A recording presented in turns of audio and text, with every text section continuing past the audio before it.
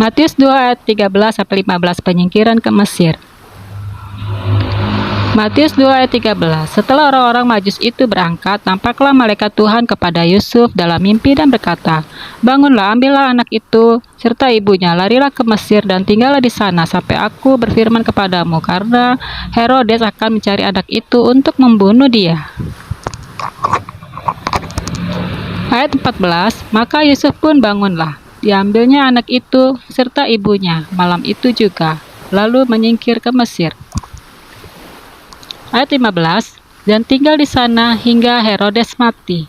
Hal itu terjadi supaya genaplah yang difirmankan Tuhan oleh Nabi, dari Mesir kupanggil anakku. Matius 2 ayat 16-18, pembunuhan anak-anak di Betlehem. Matius 2 ayat 16, ketika Herodes tahu bahwa ia telah diperdayakan oleh orang-orang Majus itu, ia sangat marah, lalu ia menyuruh membunuh semua anak di Betlehem dan sekitarnya, yaitu anak-anak yang berumur 2 tahun ke bawah, sesuai dengan waktu yang dapat diketahuinya dari orang-orang Majus itu. Matius 2 ayat 17, dengan demikian genaplah firman yang disampaikan oleh Nabi Yeremia. Ayat 18, terdengarlah suara di Rama, tangis dan ratap yang amat sedih. Rahel menangisi anak-anaknya dan ia tidak mau dihibur, sebab mereka tidak ada lagi. Matius 2 ayat 19-23, kembali dari Mesir. Begini bunyinya, setelah Herodes mati, nampaklah malaikat Tuhan kepada Yusuf dalam mimpi di Mesir, katanya. Ayat 20, bangunlah, ambillah anak itu serta ibunya, dan berangkatlah ke tanah Israel, karena mereka yang hendak membunuh anak itu sudah mati.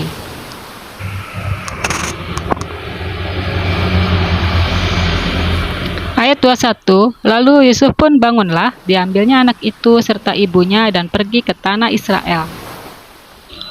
Ayat 22, tetapi setelah didengarnya bahwa Arkelaus menjadi raja di Yudea, menggantikan Herodes ayahnya, ia takut ke sana. Karena dinasihati dalam mimpi, pergilah Yusuf ke daerah Galilea.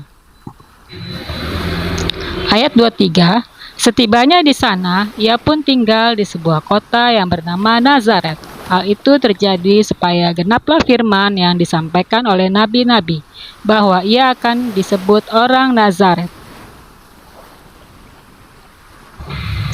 Dari ayat yang saya baca tadi, masih berhubungan dengan saat teduh saya sebelumnya, yaitu tentang orang-orang Majus dari timur.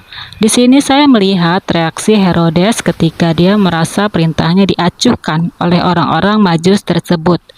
Herodes menjadi sangat marah dan memberi perintah untuk membunuh semua bayi laki-laki yang berusia 2 tahun ke bawah di Betlehem dan sekitarnya.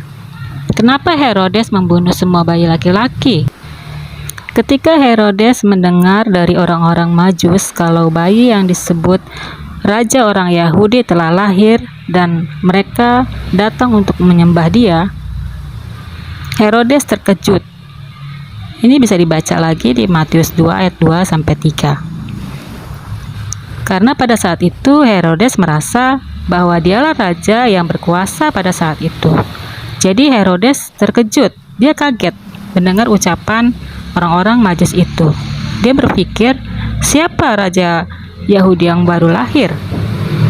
Dan Herodes gak tahu, dia gak kenal bayi yang disebut raja itu, juga gak kenal orang tuanya siapa.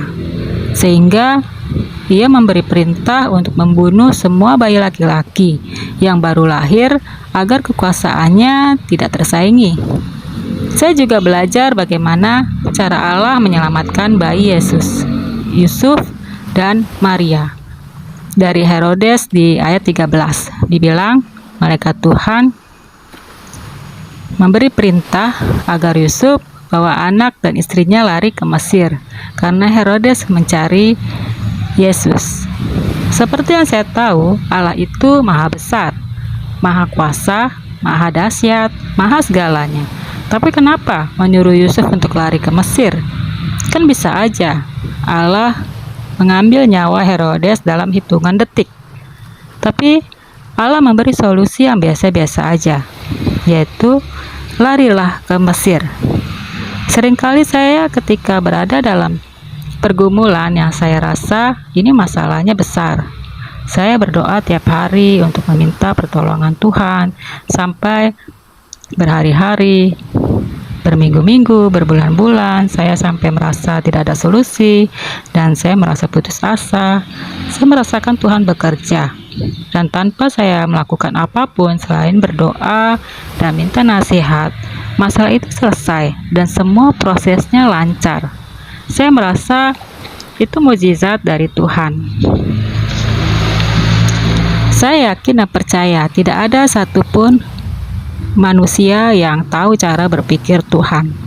Kadang-kadang Tuhan memberikan mukjizat, dan kadang-kadang Tuhan memberikan solusi yang biasa-biasa saja. Cara kerja Tuhan melebihi dari yang saya harapkan. Dan saya yakin dari setiap masalah yang saya hadapi, Tuhan sedang memproses saya. Tuhan sedang membentuk saya, membentuk hati saya. Tuhan sedang membantu saya untuk berubah menjadi lebih baik lagi. Begitu juga dengan yang dialami bayi Yesus saat itu. Tuhan ingin membentuk Yusuf dan Maria. Tuhan mau mereka tetap patuh dan taat pada perintah Tuhan, apapun masalah yang mereka hadapi. Begitu juga dengan saya. Apapun masalah yang saya hadapi, saya harus tetap patuh dan taat pada perintah Tuhan. Apalagi iblis tidak suka jika ada manusia yang bertobat dan melakukan kebenaran di mata Allah. Jadi, saya harus selalu membangun hubungan yang dekat dengan Allah, karena kasih dan setianya selalu nyata dalam hidup saya. Saya selalu percaya Tuhan pasti menolong saya dan menjaga saya. Amin. Bagaimana dengan saudari? Apakah saudari pernah mengalami mukjizat dari Tuhan? Silakan tulis di komentar pengalaman apa saja yang sudah saudari rasakan selama saudari menjadi pengikut Kristus. Tuhan Yesus memberkati.